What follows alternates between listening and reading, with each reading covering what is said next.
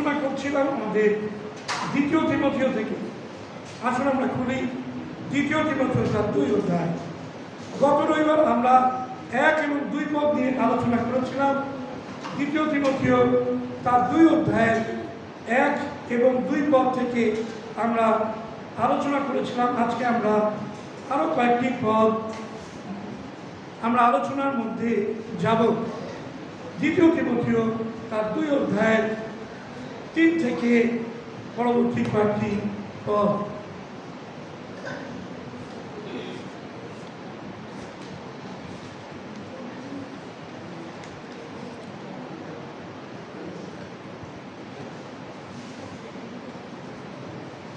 তুমি খ্রিস্ট যিশুর উত্তম যোদ্ধার মতো আমার সহিত ক্লেশ ভোগ স্বীকার করো।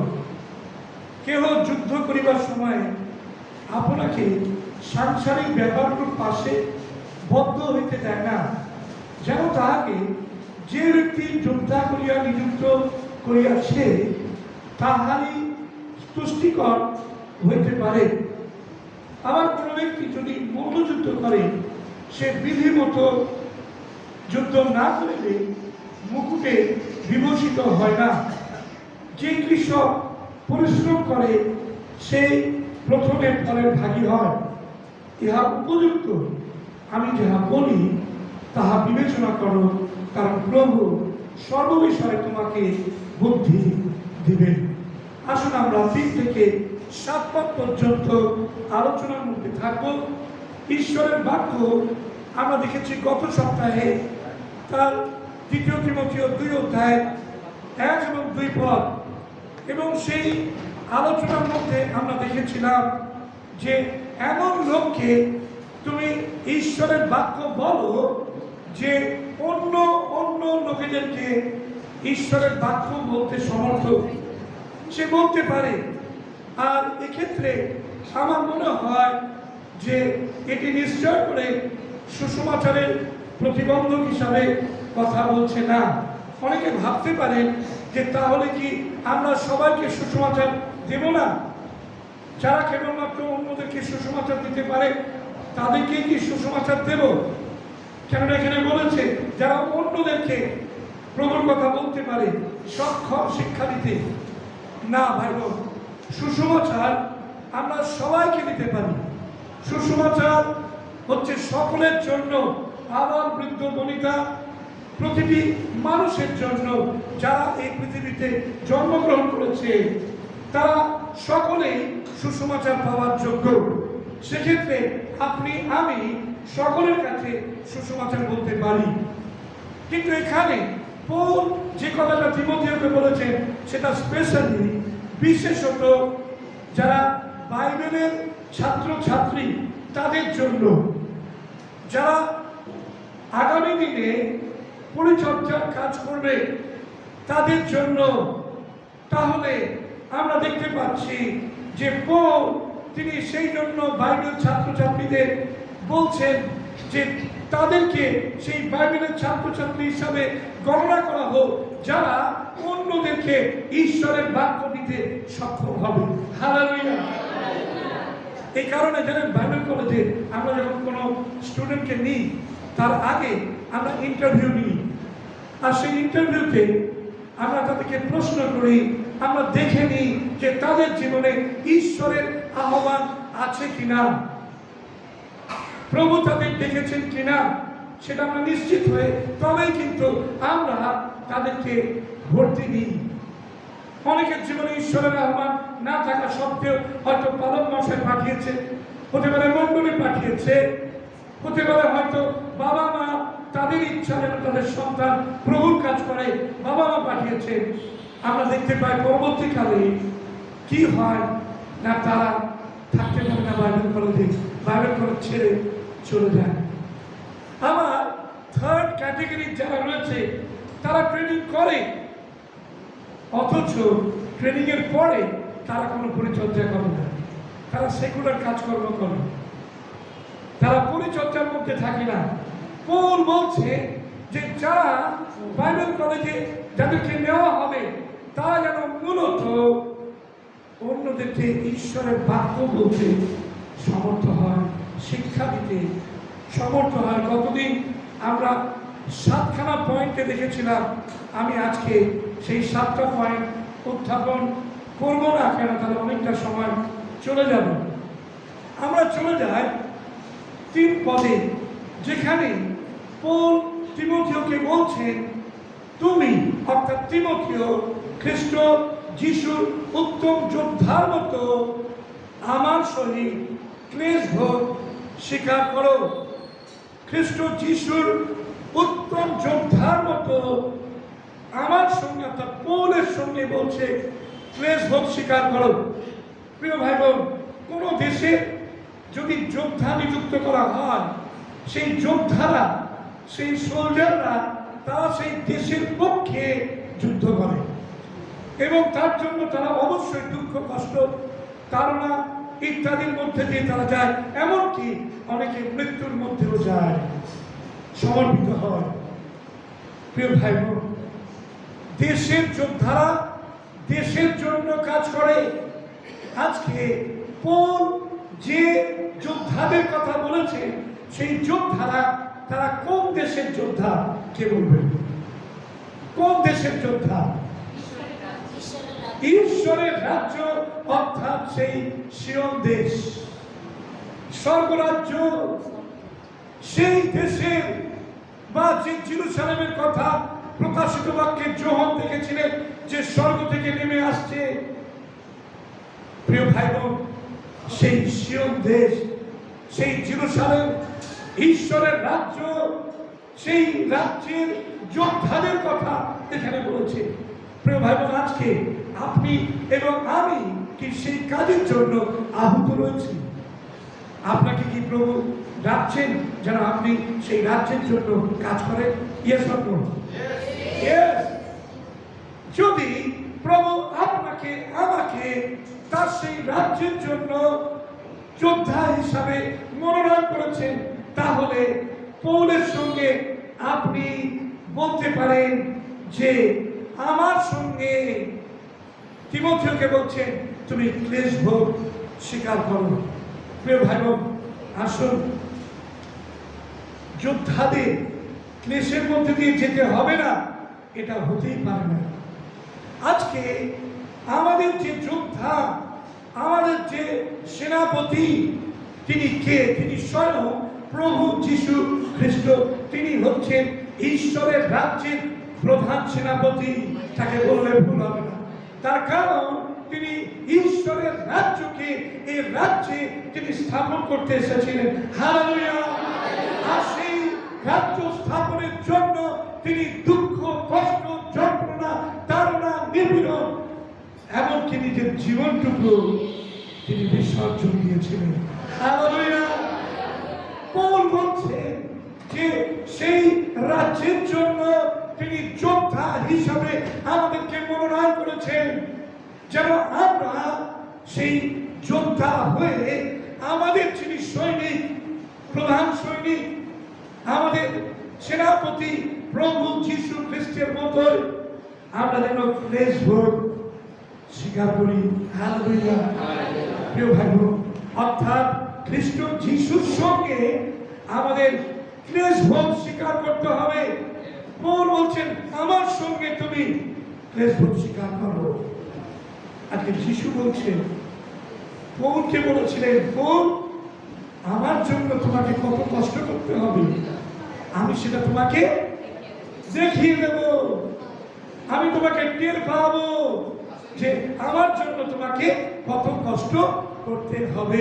প্রিয় ভাই বোন, আজকে আসুন আমরা দেখি যে প্রভু খ্রিস্ট যিশুর জন্য আপনাকে আমাকে ক্লেশ ভোগ স্বীকার করতে হবে। কেমন ভাবে?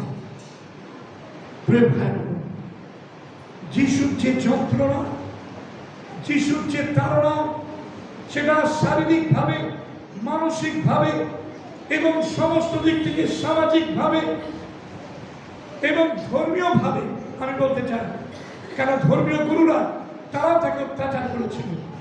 তারা তিনি মানসিকভাবে, তিনি আত্মিকভাবে, তিনি ধর্মীয়ভাবে, শারীরিকভাবে সমস্ত দিক থেকে তিনি নিপীড়িত হয়েছিলেন, ক্লেশ ভোগ স্বীকার করেছিলেন, এবং পৌল তিনিও তার পরিচর্যার জীবনেতে তিনি ক্লেশ ভোগ স্বীকার করেছিলেন। আমরা দু একটি পদ এই সময়তে দেখব ক্লেশ ভোগের উপরেতে। পড়ুন আমার সঙ্গে প্রথম পদটি, এই 2 তিমথিও তার 1 অধ্যায় 8 পদে পৌল ক্লেশ ভোগের কথা বলেছিলেন আগে।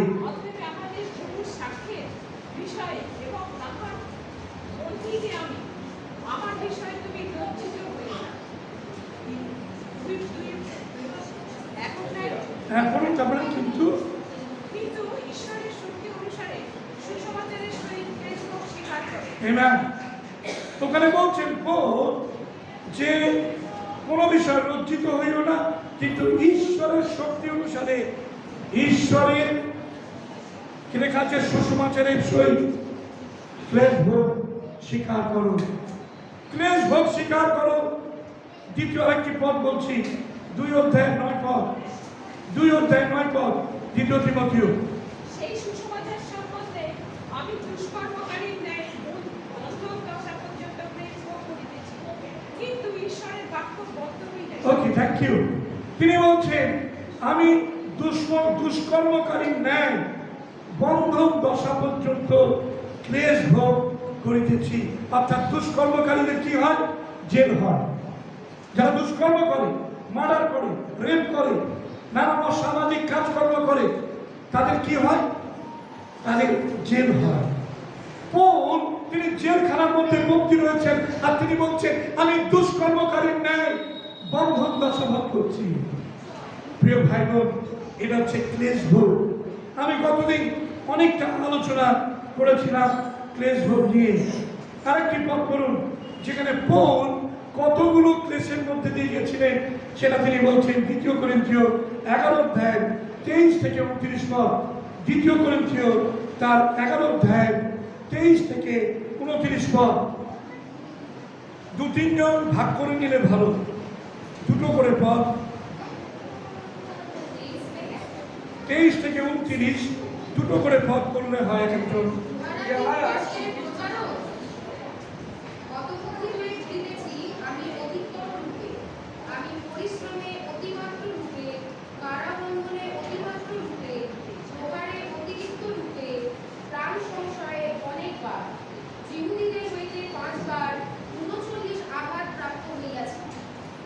ওকে, পরের দুটো আরেকজন।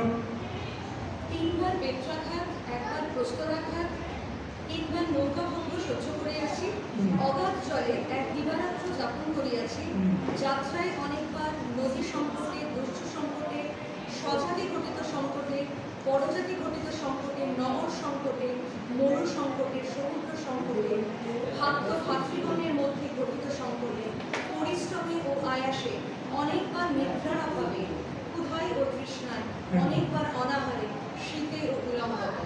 ওকে, থ্যাংক ইউ। 28 পদ।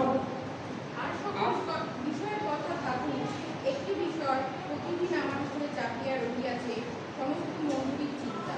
কে দুর্বল হইলে আমি দুর্বল না হই, কে বিঘ্ন পাইলে আমি না করি। যদি শ্লাঘা করিতে হয়, তবে আমার নানা দুর্বলতার বিষয়ে শ্লাঘা করিব। আমেন।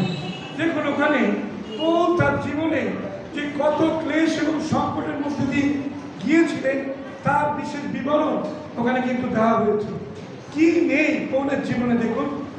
তিনি কি বলছেন? কারাবন্ধন।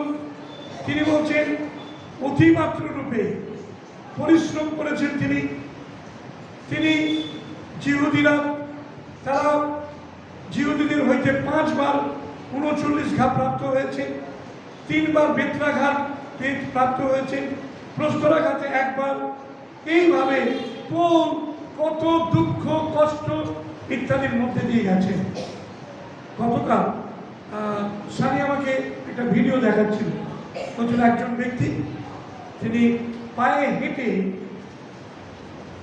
এক জায়গা থেকে তিনি ইউরোপে বিভিন্ন কান্ট্রিতে তিনি পরিভ্রমণ করছেন, এবং লেখা আছে ওখানে বলছে যে নাকি 30 দিন ধরে তিনি সমুদ্রে ক্যাসপিয়ান সাগরে তিনি সাঁতার কেটেছিলেন। ওখানে বিভিন্ন জায়গায় জঙ্গল, দস্যু সমস্ত কিছুর মধ্যে দিয়ে তিনি গেছেন, কিন্তু লেখা আছে হি ডিডন্ট ডাই। মানে বলছে যে সে মরে যায়নি। এত ঝড় ঝঞ্ঝা তুফান সমস্ত কিছুর মধ্যে দিয়ে গেছে। আপনি ভিডিওটা দেখবেন কখনো, একটা ব্যক্তি যে পায়ে হেঁটে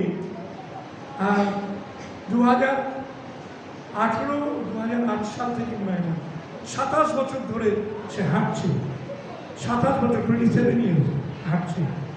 সো প্রার্থনা নিশ্চয় তার জন্য করা দরকার রয়েছে। কিন্তু আমার বলার উদ্দেশ্য হচ্ছে এটাই যে সংকটটা কত ধরনের সংকট হতে পারে, আর পৌল যে ঘটনাগুলো বলছেন তাতে করে আমার মনে হয় যে একই ধরনের অবস্থার মধ্যে দিয়ে পৌল গেছে। নদীর সংকট, সমুদ্র সংকট ইত্যাদি ইত্যাদি।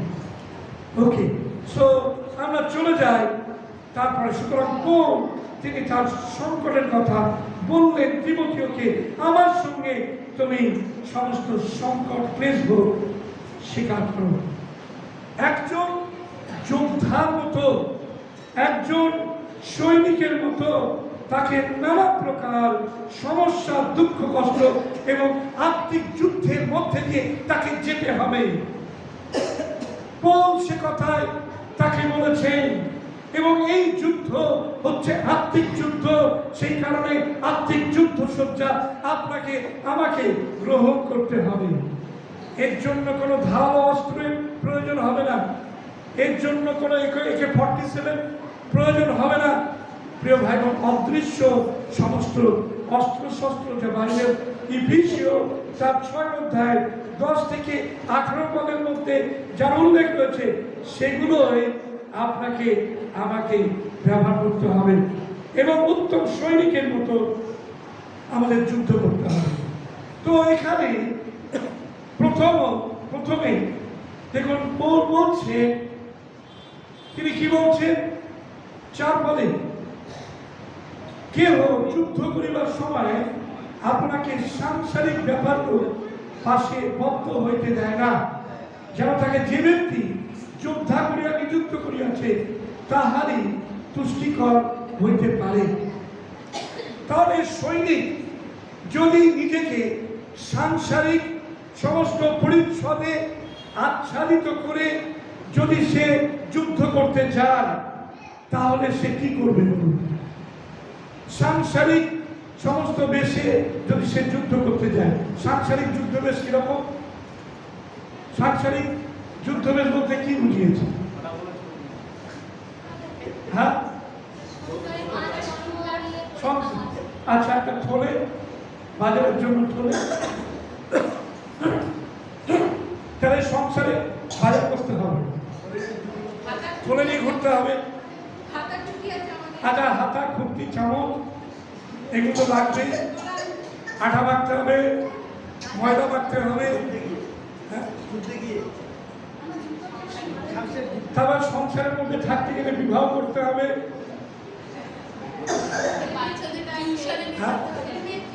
ছেলে মেয়ের চিন্তা, সবগুলোই যদি আমরা বস্ত্রের সঙ্গে আমরা তুলনা করি, সাংসারিক বস্ত্র, এই সাংসারিক বস্ত্র নিয়ে আমরা কিন্তু সেই যুদ্ধ করতে পারবো না। সেই যুদ্ধ যদি আমাদের করতে হয়, তাহলে যুদ্ধের অস্ত্র শস্ত্র আমাদেরকে ধারণ করতে হবে। হালেলুয়া। আর সেই অস্ত্র শস্ত্রের কথা আমি আগেই উল্লেখ করেছি যে কোন কোন অস্ত্র শস্ত্র আপনাকে ব্যবহার করতে হবে। এফেসীয় তার 6 অধ্যায় 10 থেকে 18 পদের মধ্যে আপনি অবশ্যই সেগুলো ব্যবহার করবেন। সুতরাং যদি কেউ সাংসারিক ব্যাপারগুলোর পাশে বদ্ধ হয়ে যুদ্ধ করে, তাহলে যে ব্যক্তি তাকে যোদ্ধা হিসাবে নিযুক্ত করছে সেই ব্যক্তি তুষ্টিকর হতে পারবে না, তাই তো? হ্যালো, দাউদ তিনি বলেছিলেন সেই গলিয়াতকে ফেস করবেন, এবং দাউদ গিয়েছিলেন সাধারণ বস্ত্র এগুলি, তাই তো? আর তারা কি করেছিল? সমস্ত ভারী ভারী বস্ত্র ইত্যাদি অস্ত্র ভরিয়ে দিয়েছিল, আর সেগুলো বাচ্চা 13-14 বছর বয়স, দাও আর ওগুলো পড়ে সে নড়তে পারছিল না, চলতে ফিরতে পারছিল না, কারণ তার থেকে ওই সমস্ত অস্ত্রশস্ত্রের ওজন অনেক বেশি ছিল। আর সেই কারণে দাউদ কি বললেন, ওগুলো খুলে দিই, ওগুলো দিয়ে আমার কাজ হবে না, আমার যেটা কাজ হবে আমি একটা ভেঙে নেবো আর কয়েকটা পাথর নেব, সেটা নিয়ে আমি যুদ্ধ করব। হালেলুয়া। প্রিয় ভাই বোন, সংসার রূপ, ওই সংসার রূপ যে পাশে যদি কেউ বদ্ধ হয়, তাহলে কিন্তু তাই এই যুদ্ধে সে অংশগ্রহণ করতে পারে না। তাহলে কি যারা বিবাহ করেছে তারা পরিচর্যা করতে পারবে না? পবিত্র ভাবছে এখনো তাহলে আমার চান্স আছে। দেবুদা পাশে বসে রয়েছে বুঝি। প্রিয় ভাই বোন, ঈশ্বরের পরিচর্যার সঙ্গে বিবাহের তেমন কোনো সম্পর্ক নেই। তার কারণ হচ্ছে যে আপনি যদি বিবাহ না করেন, এটা হচ্ছে সম্পূর্ণ ঈশ্বরের আহ্বানের বিষয়। যদি ঈশ্বরের আহ্বান কারোর জীবনে থাকে যে সে বিবাহ না করে পরিচর্যা করবে, তাহলে সে সেটাই করবে। আর যদি কারোর জীবনে সেই আহ্বান না থাকে, তাহলে সে বিবাহ করুক, ঈশ্বরের পরিচর্যা করুক।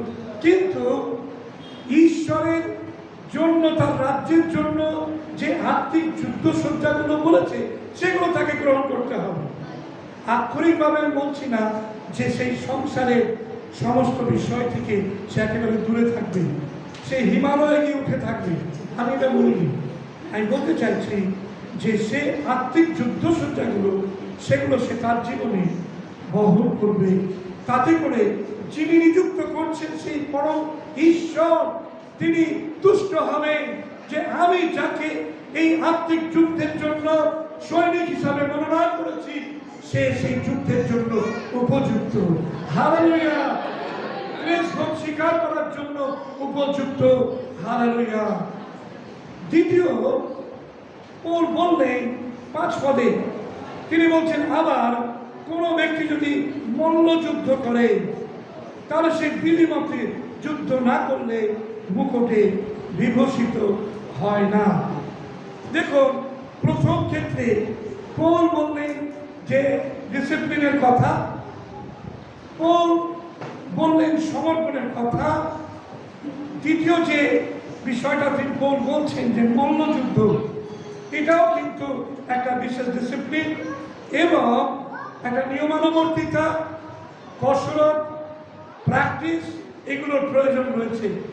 একজন মল্লযুদ্ধকারী কখনোই মল্লযুদ্ধে এক্সপার্ট হতে পারবে না যদি না সে নিজেকে সেইভাবে তৈরি করতে পারে। তাকে দৌড়তে হবে, তাকে ফ্রি হ্যান্ড এক্সারসাইজ করতে হবে, মল্লযুদ্ধের যে টেকনিকগুলো সেগুলো কোচের কাছ থেকে শিখতে হবে, ওকে বডিটাকে সেই রকম করতে হবে, তার ডায়েটও করতে হবে, সমস্ত কিছুর মধ্যে দিয়ে তবেই সে মল্লযুদ্ধে পারদর্শী হতে পারে। এবং বলছে যে যুদ্ধ করার সময়, মল্লযুদ্ধ করার সময় তাকে নিয়ম মেনে যুদ্ধ করতে হবে, নিয়ম মেনে। প্রিয় ভাই বোন, আমরা কিন্তু ইনডিসিপ্লিন হব না, আমরা কিন্তু ডিসিপ্লিন হব। আমাদের যুদ্ধের মধ্যে রয়েছি, যদি আমরা ইনডিসিপ্লিন হই তাহলে কিন্তু আমরা এই যুদ্ধে ডিসকোয়ালিফাই হয়ে যাব। আজকে আমরা আত্মিক যুদ্ধের মধ্যে রয়েছি, আপনাকে আমাকে প্রভু বলছেন যেন আমরা আধ্যাত্মিকতায় ডিসিপ্লিন হতে পারি। তার মানে আপনি সেই শয্যা যেগুলো রয়েছে, যুদ্ধ শয্যা, সেগুলো গ্রহণ করতে গেলে আপনাকে যথেষ্ট ডিসিপ্লিন হতে হবে, নিয়ম অনুযায়ী আপনাকে করতে হবে। তাহলে একটু আমরা খুলি এফেসীয় তার 6 অধ্যায়, এবারে চলে যান। এফেসীয় তার 6 অধ্যায় আমরা 10 পদ থেকে আমরা দেখি।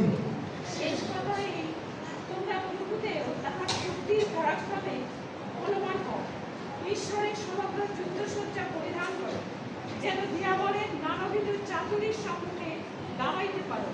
কেননা রক্তমাংসের সহিত নয়, কিন্তু আধিপত্য সকলের সহিত, কর্তৃত্ব সকলের সহিত, এই অন্ধকারের জগৎপতিদের সহিত, স্বর্গীয় স্থানে দুষ্টতার আত্মাগণের সহিত আমাদের মল্লযুদ্ধ হইতেছে। এই ওকে, এখানে বলে এই জন্য তোমরা সমস্ত ঈশ্বরের যুদ্ধসজ্জা গ্রহণ করো বলে যেন কুদিনে প্রতিরোধ করিতে পারো এবং সকলেই সম্পূর্ণ করিয়া দাঁড়াইয়া থাকিতে পারো। অতএব 14 পদ থেকে আমরা দেখি, অতএব শক্তির কটিবন্ধনীতে বদ্ধ কটি। সত্য, সত্যের বেল আপনার আমার জীবনে আমরা সত্য থেকে যেন চলে না যায়, সরে না পড়ি, সকল অবস্থায় সত্যের মধ্যে যেন আমরা স্থির থাকি। সত্যের বেল আমাদের সোজা রাখবে। আপনি যদি সত্য পথে চলেন, সত্য কথা বলেন, তাহলে অবশ্যই আপনি সোজা হয়ে দাঁড়িয়ে থাকতে পারবেন, নচেত আপনার মাথা হেঁট হয়ে যাবে। দ্বিতীয় বলছে কি, হ্যালো, ধার্মিকতার বুক পাটা। বুক পাটা মানে ব্রেসলেট, ব্রেসলেট যেটা ওকে, যেটা বুককে সুরক্ষা দেবে, সেই ব্রেসলেট সেটা আপনাকে বুক পাটা করতে হবে। কিসের বুক পাটা? ধার্মিকতার বুক পাটা।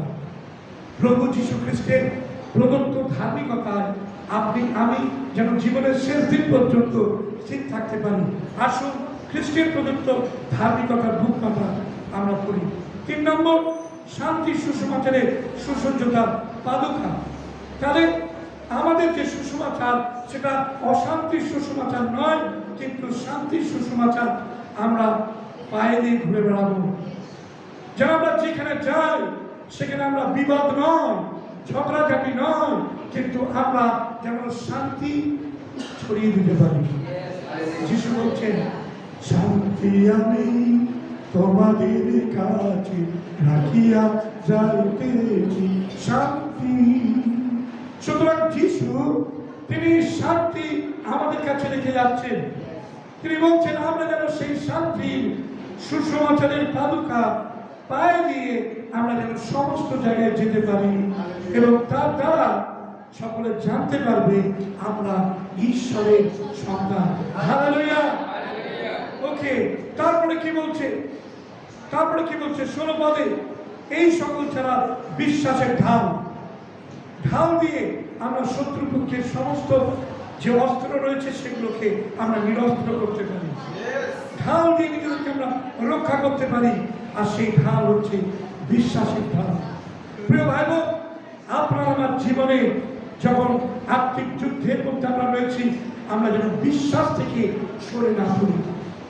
গতকাল আমরা একটি স্ট্যাটাস দেখছিলাম একজনের, আমি নাম বলবো না, দেখলাম তার স্ট্যাটাসের মধ্যে সমস্ত দেব দেবী ইত্যাদি রয়েছে। তাতে দেখে একটু আমি অবাক হলাম, গান এবং ওই ধরনের জিনিস, যে তাহলে কি সেই ব্যক্তি প্রভুকে ছেড়ে কি সে চলে গেছে, বিশ্বাসকে কি পরিত্যাগ করেছে? প্রিয় ভাই বোন, আপনার আমার জীবনে যদি বিশ্বাস না থাকে খ্রিস্টের প্রতি, তাহলে কিন্তু আমরা আবার পুনরায় ফিরে যাব আমাদের পুরনো জায়গায়। তাই আসুন আমরা বিশ্বাসের ঢাল দিয়ে প্রত্যেক দিন শয়তান যখন নানান ধরনের অগ্নি বাণ নিক্ষেপ করে আমাদেরকে পরাস্ত করার জন্য, আমাদেরকে মারার জন্য, যেন প্রত্যেক দিন আমরা প্রভু যীশু খ্রিস্টকে বিশ্বাসে আমরা নিজেদেরকে রক্ষা করতে পারি। আমি খ্রিস্ট যীশুর। হালেলুয়া। প্রিয় ভাই বোন, আসুন আমরা দেখছিলাম বিশ্বাসের ঢাল আমরা গ্রহণ করতে হবে, যার দ্বারা আমরা সেই পাপাত্মার সমস্ত অগ্নিমান নির্মাণ করতে পারি। তারপরে বলছে পরিত্রাণের শিরস্ত্রাণ, হেলমেট। কিসের হেলমেট? পরিত্রাণের হেলমেট আপনার আমার জীবনে দরকার। ওই হেলমেট ছাড়া কিন্তু আপনি যদি বেরোন, আপনার কিন্তু ফাইন করবে। কত জানেন তো হেলমেটের ফাইন এখন কত? 1000 টাকা। হেলমেটের ফাইন হচ্ছে, হেলমেট ছাড়া যদি গাড়ি চালান 1000 টাকা ফাইন। চিন্তা করুন, স্পটে নিয়ে নেবেন 1000 টাকা। আপনার আমার জীবনে যদি পরিত্রাণের হেলমেট যদি না থাকে, তাহলে কিন্তু আমরা যুদ্ধে ফাউল হয়ে যাব। ওই নিয়ম মেনে বলছে না, করতে হবে, বিধি মতে সে চলবে, সেই বিধির মধ্যে এটা রয়েছে যে সে হেলমেটটা পরে থাকবে। এই যুদ্ধের জন্য আপনার আমার পরিত্রাণের হেলমেট কি আমরা এখনো পর্যন্ত ধরে রেখেছি, না পরিত্রাণ থেকে আমরা পালিয়ে গেছি, পরিত্রাণ হারিয়ে ফেলেছি? প্রিয় ভাই বোন, পরিত্রাণের শিরোত্থান এবং বলছে কি আত্মার খড়গ, অর্থাৎ ঈশ্বরের বাক্য গ্রহণ করা। ঈশ্বরের বাক্য হচ্ছে আত্মার খড়গ, যে আত্মার খড়গ দিয়ে, ঈশ্বরের বাক্য দিয়ে আমরা শয়তানের সমস্ত মুখকে, সমস্ত চক্রান্তকে আমরা নষ্ট করতে পারি। হালেলুয়া! ঈশ্বরের বাক্যকে আমরা যেন আমাদের জীবন থেকে সরিয়ে না নিয়ে যাই। ঈশ্বরের বাক্য প্রতিদিন আপনি পড়ুন, অল্প হলেও আপনি ঈশ্বরের বাক্য পড়ুন। কেন সেই বাক্য থেকে যদি আপনি সরে যান, তাহলে কিন্তু আপনি শয়তানকে কোনো খোঁচা দিতে পারবেন না। আপনি ঢাল দিয়ে রক্ষা করছেন যখন সে তার তরবারিটা বাড়াচ্ছে, কিন্তু আপনার যে দ্বিধার তরবারি রয়েছে সেটা আপনি মাঝে মাঝে আপনি তাকে করুন, কিন্তু তার কাছে ঢাল নেই। তাকে আপনি আপনার ঢাল দিয়ে নিজেকে রক্ষা করুন, আর অন্যদিকে অন্য হাতে আপনি তাকে ঈশ্বরের বাক্য দিয়ে আপনি খোঁচা দিন। এবং সেই বিধি মতে যদি আপনি যুদ্ধ করতে পারেন, মল্লযুদ্ধ করতে পারেন, তার আপনি জয়ী হবে। হালেলুয়া! হালেলুয়া! আমরা ঈশ্বরের ধন্যবাদ দিই। এবং তার সঙ্গে সঙ্গে সর্ববিধ প্রার্থনা ও বিনতি সহকারে সর্বসময় আত্মাকে প্রার্থনা করো। ইহার নিমিত্ত সম্পূর্ণ বিনিবেশ করো, বিনতি সহ জাগিয়া থাকো সমস্ত পবিত্র লোকের জন্য, এবং আমার পক্ষে বিনতি করো যেন মুখ খুলিবার উপযুক্ত বক্তৃতা আমাদেরকে দেওয়া যায়, যাতে আমি সাহসপূর্বক সেই সুসমাচারের নিগুড় তত্ত্ব জ্ঞাত করতে পারি। প্রিয় ভাই বোন, আসুন আমরা শেষ অংশে পৌঁছেছি, যে আমরা দেখছি যে মল্লযুদ্ধের সময়তে বিধি মতে আমাদের যুদ্ধ করতে হবে। আপনি আমি যেন ডিসিপ্লিন থেকে আমরা সরে না পড়ি। আপনি নির্দিষ্ট সময় করে নিন প্রার্থনার জন্য, বাক্য পাঠের জন্য নির্দিষ্ট সময় করে নিন। অল্প হলেও কম সময়, 10 মিনিট, 15 মিনিট, 1 ঘন্টা সময় করে নিন প্রার্থনার সময়। আপনার সাক্ষ্যদানের জন্য সময় করে নিন, যে আপনি যখন ট্রেনে বাসে সফর করছেন তখন দিচ্ছেন, আপনি যখন কোনো বন্ধু বান্ধবের সঙ্গে মিলতে যাচ্ছেন তখন আপনি সাক্ষ্য দিতে পারেন, যখন কোনো ফ্যামিলি ভিজিট করছেন তখন আপনি সাক্ষ্য দিতে পারেন। আপনি আপনার সাক্ষ্যের জায়গাটা একটা ঠিক করে নিন, যে এই জায়গায় এই সময়তে আমি আমার সাক্ষ্য দেব। এছাড়াও প্রিয় ভাই বোন, আমাদের উপবাস করা সপ্তাহে অন্তত একটি দিন আপনি ঠিক করুন, সেদিনকে আপনি উপবাস করবেন, প্রভু সাক্ষাতে সময় কাটাবেন। কেন উপবাস ছাড়া এই জাতি বাইর হয় না। উপবাস ছাড়া অন্ধকারের শক্তিকে তাড়ানোর জন্য কোনো শক্তি আপনি আমি পাবো না। তাই আসুন আমরা যেন নিয়মানুবর্তিতার সঙ্গে যেন উপবাসটা করতে পারি। হালেলুয়া! প্রভুর সঙ্গে আমরা উপবাস করি, তার সমীপে যেন আমরা অবস্থান করি। তাই নিয়মানুবর্তিতায় মল্লযুদ্ধ যদি না করে, তাহলে সে কেমন করে মুকুটে ভূষিত হবে। এবং 6 পদ 7 পদে আমরা দেখি শেষটা কৃষকের দৃষ্টান্ত দিয়েছেন। পৌল তিনি তার যে দৃষ্টান্তটা দিয়েছেন, তিনি বলছেন কৃষক সে পরিশ্রম করে এবং সেই প্রথম ফলের ভাগী হয়, এটা উপযুক্ত। পৌল তিনি বলছেন যে কৃষকেরা তারা যে পরিশ্রম করে জমিতে ফলের জন্য, এবং সেই প্রথম ফলটা দেখতে পায় কৃষক, অন্য কেউ দেখে না। কেন সে প্রত্যেকটি সেই গাছের পিছনে পরিশ্রম করে, সেই গাছকে তত্ত্বাবধান করে বড় করে তোলে, আর সেই কারণে সেই প্রথম দেখে যে তার গাছে ফল এসছে। গতকাল আমি বাগানে বেশ অনেকদিন পরে গেলাম, আমি লঙ্কা গাছগুলোতে দেখছিলাম যে বেশ লঙ্কা ধরেছে। আমি ভেবেছিলাম যে লঙ্কা ধরেনি, কারণ অনেকদিন ভিজিট করা হয়নি বাগানে। কালকে আমি কি দেখছি যে না, গাছগুলো বেশ বড় হয়েছে এবং বেশ অনেক লঙ্কা ধরেছে। ঈশ্বরের ধন্যবাদ বলব। হালেলুয়া। কৃষক যে চাষ করে সে প্রথমে সে ফলের ভাগী হয়, এটাই স্বাভাবিক। প্রিয় ভাই বোন, আজকে যারা আমরা পরিশ্রম করব ঈশ্বরের রাজ্যের জন্য, যারা আমরা কাজ করব, ঈশ্বর প্রথম ফল আশীর্বাদ তিনি আমাদেরকে প্রদান করবেন। আপনি কার্যকারী, আপনি বেতনের যোগ্য, আপনি প্রথমে পাবেন সেই ফলের আপনি অধিকারী। এটাই উপযুক্ত কোন, এটাই বললেন। আমি যাহা বলি তাহা বিবেচনা করো, কারণ প্রভু সর্ববিষয়ে তোমাকে বুদ্ধি দিবে। প্রিয় ভাই বোন, আসুন আমরা যেন সেই খ্রিস্ট যিশুতে উত্তম যোদ্ধার মতো আমরা ক্লেশ ভোগ স্বীকার করি এবং সেই যুদ্ধ করতে গিয়ে আমরা যেন সম্পূর্ণ যুদ্ধের অস্ত্রশস্ত্র গ্রহণ করে, আধ্যাত্মিক জীবনে অস্ত্রশস্ত্র গ্রহণ করে যেন আমরা যুদ্ধ করতে পারি, যার দ্বারা ঈশ্বরকে আমরা সন্তুষ্ট করতে পারি। যারা মল্লযুদ্ধ করে, তারা বিধিমতে মল্লযুদ্ধ করে মুকুটে যেন তারা ভূষিত হয়।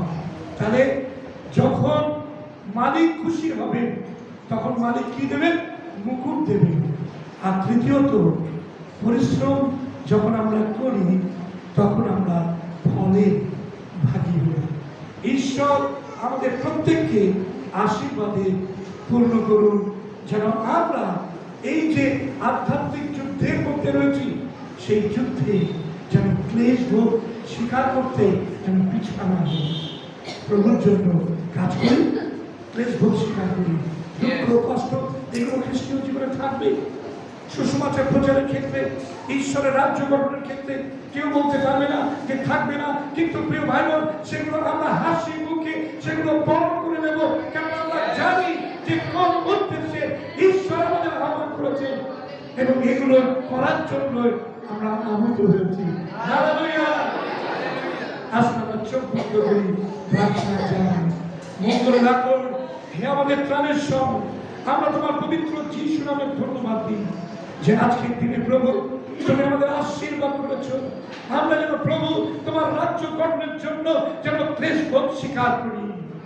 আমরা দুঃখ কষ্ট যা কিছুই আসুক না কেন প্রভু, সেই দুঃখ কষ্টকে আমরা বরণ করে নিতে পারি এবং প্রভু আমাদের যে যুদ্ধ সজ্জা দরকার রয়েছে, প্রভু যে আত্মিক যে উইপেনগুলো, যে আত্মিক যে অস্ত্র শস্ত্রগুলো প্রভু তোমার বাক্যের মধ্যে রয়েছে, সেগুলো যেন আমরা ধারণ করে বিধি মতে যুদ্ধ করে ক্লেশ ভোগ স্বীকার করে যেন প্রভু আমরা ফলে ভাগী হতে পারি। তুমি দয়া করে আমাদের প্রত্যেকটি ভাতা বন্দীকে আশীর্বাদ করো, বিশেষ করে যারা প্রভু সুসমাচারের বার্তা বিভিন্ন জনের কাছে বিভিন্ন সময়তে নিয়ে যাচ্ছেন। প্রভু যারা পালক পুরোহিত রয়েছেন, আমাদের সব 24 পরগনার প্রত্যেকটি পালক, প্রত্যেকটি ইভাঞ্জেলিস্ট কার্যকারী, তাদের সকলের জন্য প্রার্থনা করি যিশু নামে তুমি আশীর্বাদ দিও, যেন প্রভু তারা সুন্দরভাবে তোমার কার্য করতে পারেন এবং যেন প্রভু গো তারা হাসি মুখে যেন ফল দেখতে পান। তুমি তোমার আশীর্বাদ দিও আমাদের সোনাপুর মণ্ডলীতে। প্রভু আমরা সকলে মিলে যে পরিশ্রম করছি, প্রভু তুমি আমাদের পরিশ্রমের সেই ফল দেখতে দিও। যারা প্রভু যে জায়গাগুলো এখনো পর্যন্ত ফাঁকা রয়েছে, আমরা যিশু নামেতে প্রার্থনা করি প্রভু গো সেই জায়গাগুলো সম্পূর্ণ পূর্ণ হোক। প্রভু যিশু খ্রিস্টের নামেতে প্রভু তোমার কাছে আমরা প্রার্থনা করি বিনতি সহকারে যে হে প্রভু আমাদের মণ্ডলীকে তুমি আশীর্বাদ করো, আমাদের মণ্ডলীর প্রত্যেকটি কার্যকারীকে তুমি আশীর্বাদে পূর্ণ করো প্রভু গো। যে যেভাবে মণ্ডলীতে সাহায্য করছেন, তাদের কন্ট্রিবিউশন রয়েছে প্রভু, কোন কন্ট্রিবিউশনই ক্ষুদ্র নয়, তুচ্ছ নয়, কিন্তু প্রত্যেকটি কন্ট্রিবিউশন প্রভু গো তোমার দৃষ্টিতে গ্রহণযোগ্য এবং সম্ভ্রান্ত। প্রভু সাধুবাদের বিষয় আমরা তোমার ধন্যবাদ দিই। তুমি আশীর্বাদ করবে যেন